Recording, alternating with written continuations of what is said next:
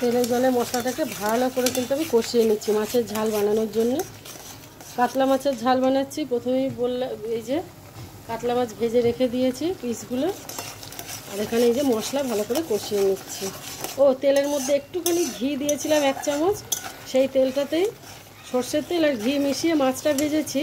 আর সেই মাছটা ভাজার পরেই যে তেলটা, সেই তেলের মধ্যে এই মশলাটাকে দিয়ে দিলাম। মশলাটা সুন্দর করে কষাতে হবে, একদম তেল তেল ঝাল হবে এটা মাছের। তার সঙ্গে খাওয়ার জন্য এই যে বানিয়েছিলাম সমস্ত সবজি, কুলেখাড়া শাক আর গাজর, কুমড়ো, আলু সমস্ত সবজি দিয়ে এই যে মাছের মাথা, কাতলা মাছেরই মাথা দিয়ে একটা এই যে চচ্চড়ি।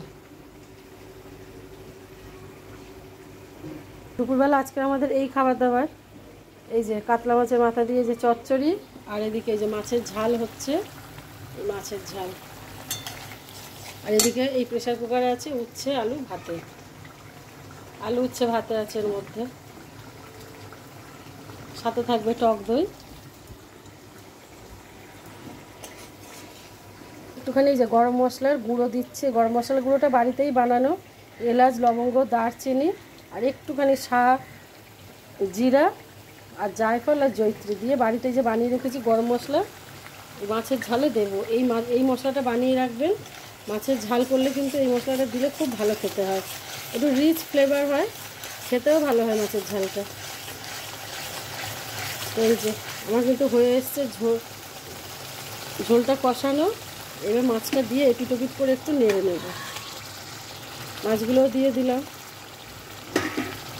এই মাছগুলো দিয়ে এপিট ওপিট করে একটু কষিয়ে নেব। একদম অনুষ্ঠান বাড়ির মতন দেখতে হয়েছে, দেখুন রঙটা মাছের ঝালে। বেশিরভাগ আমাদের ঝোলই খাওয়া হয় মাছ, তো এরকম ঝাল খাওয়া খুবই কম হয়, যেহেতু তেল মশলা এত খাওয়া তো প্রতিদিন উচিত নয়। এই যে রেডি হয়ে গেছে আমার কিন্তু আজকে মাছের ঝাল, কাতলা মাছের কালিয়াও বলতে পারেন। তো আজকে আমাদের দুপুরবেলায় এই যে লাঞ্চের এই মেনু। ভিডিওটা কেমন লাগলো কমেন্ট করে জানাবেন।